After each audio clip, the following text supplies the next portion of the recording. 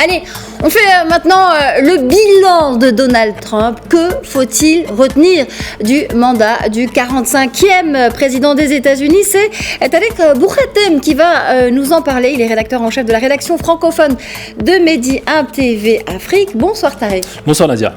Alors, que retiendront les livres d'histoire du mandat de Donald Trump? Eh bien, qu'il soit réélu ou non, deux mots peuvent illustrer ce mandat de Donald Trump. Extravagance et coronavirus, bien sûr.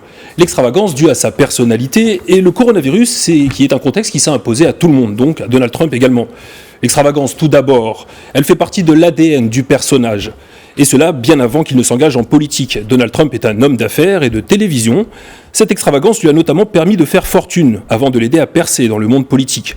Souvenez-vous Nadia, en 2015, lorsqu'il annonce son envie de briguer la Maison-Blanche, ses soutiens sont peu nombreux, pour ne pas dire inexistants. Aussi et surtout dans le camp qu'il s'est choisi, celui des Républicains. Au sein du GOP, le Great All Party, on ne voit pas comment ce personnage bruyant, que nombre de conservateurs trouvent vulgaire, pourrait récupérer la Maison-Blanche laissée aux démocrates et à Barack Obama durant 2 mandats. Mais Trump y croit et parvient à décrocher l'investiture républicaine et in fine le soutien du bout des lèvres des principaux cadors du parti. La base militante, elle, est circonspecte, mais elle est en ébullition. La suite, vous la connaissez, Nadia. À coup d'accusations de fake news, il parvient à renverser la vapeur et à s'imposer face à Hillary Clinton. Donald Trump s'installe alors dans le bureau ovale, au nez et à la barbe de la quasi-totalité des sondeurs qui le donnaient perdant. Une fois président, comment a-t-il fait pour assumer cette position qui était très offensive, adoptée lors de la campagne? Eh bien, en restant fidèle à lui-même. Le président Trump a été aussi offensif que le candidat Trump, voire davantage. Trump s'est concentré à respecter ses promesses de campagne.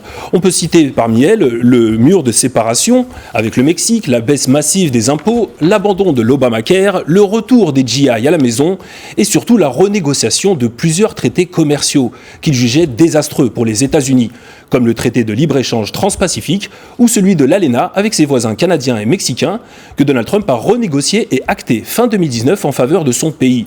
Tous ces tours de force ont permis à l'économie américaine de trouver un second souffle et l'économie est le cheval de bataille du candidat et du président Trump. Avant l'arrivée du coronavirus qui a changé la donne, il comptait même défendre son mandat sur ce seul critère. Selon lui, son bilan économique aurait dû être le meilleur de tous les temps. Rien que cela. Et les chiffres lui donnent raison, quelque part. Grâce à une relance de l'économie engagée par Obama, en 2016, l'économie américaine, ébranlée par la crise des subprimes de 2008, commençait à reprendre des couleurs. Avec un taux de chômage descendu à 4,7% et une hausse de 5% du PIB par habitant. Ainsi, lorsque Trump s'installe aux commandes, il bénéficie d'un contexte économique déjà favorable. Alors, dans ce contexte économique, Tarek, il y a aussi la guerre économique engagée contre la Chine. Absolument. La Chine que Trump considère à juste titre comme son principal concurrent. Afin de rééquilibrer les relations commerciales bilatérales des États-Unis, Trump n'a pas hésité à jouer la carte du protectionnisme en haussant les droits de douane comme moyen de pression. Chine, Canada, Turquie et Union européenne, en particulier l'Allemagne, en ont payé les frais. Le président américain souhaitait rapatrier les emplois partis à l'étranger, notamment en Chine, première bénéficiaire de cette délocalisation de la main-d'œuvre. Côté hydrocarbures, une importante part du modèle économique américain, c'est la même attitude offensive qui est observée. Décrit comme climato-sceptique, Trump affiche un fort soutien au secteur des énergies fossiles. Les États-Unis, eux, ont ainsi confirmé leur première place mondiale de production de pétrole devant l'Arabie Saoudite grâce au soutien au pétrole de schiste. Fin 2019, l'économie américaine est au beau fixe et affiche un marché du plein emploi avec un taux de chômage à 3,5%. La part de ménages sous le seuil de pauvreté a atteint son plus bas niveau depuis l'histoire, avec seulement 10,5% au niveau fédéral. Et le taux de pauvreté des minorités ethniques s'est également baissé. Exception faite pour les Afro-Américains et les Hispaniques. Alors, les minorités ethniques, justement, on reproche souvent à Donald Trump de ne pas avoir su réconcilier toutes les composantes de la société américaine et d'avoir des méthodes indignes d'un président des États-Unis. Oui, a raison. Trump a fait le choix de s'assurer de ses soutiens plutôt que de chercher à rassembler les Américains. Les tensions raciales ont émaillé son mandat et loin de calmer la situation, il a parfois soufflé sur les braises dans une nation qui reste meurtrie par un passé ségrégationniste. Le mépris affiché au mouvement Black Lives Matter, le laxisme, voire le soutien apporté à des groupuscules comme les Proud Boys ont renforcé encore un peu plus cette image de président partisan. La bipolarisation partisane de la présidentielle américaine s'est accentuée dans les années 90. Elle a atteint son paroxysme lors de l'élection de 2016 et celle de 2020. Pour cela, Donald Trump chérit un canal en particulier, Twitter, avec une abondance de tweets souvent incendiaires, écrits en lettres capitales et dans un style expéditif où il ne se fait pas que des amis, mais Trump s'en moque, car à travers ses tweets, il s'adresse à la base électorale et s'affranchit des médias traditionnels qu'il accuse de fake news.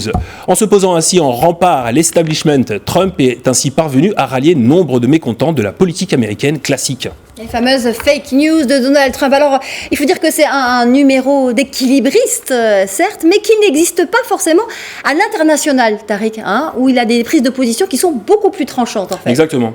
Et là aussi, on peut presque penser qu'il a pris à contre-pied toutes les prévisions. Un fait l'illustre. À l'issue de ce mandat, Donald Trump restera le seul président américain à ne pas avoir ouvert de nouveaux fronts de guerre. Contrairement à ce qu'on pouvait penser avant sa prise de fonction, Trump n'est pas un va-t-en-guerre. Son obsession, c'est l'économie. Et ce mandat de 4 ans l'a prouvé, aux plus sceptiques. Il a en revanche ravi une partie des faucons républicains, en déménageant l'ambassade américaine de Tel Aviv vers Jérusalem.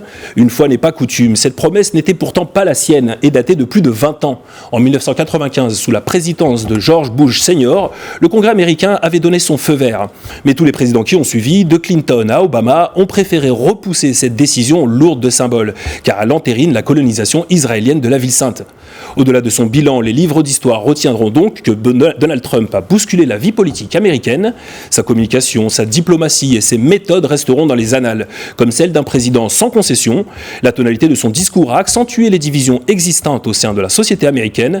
C'est donc une Amérique plus que jamais fracturée qui a participé à ce scrutin. Merci Tariq.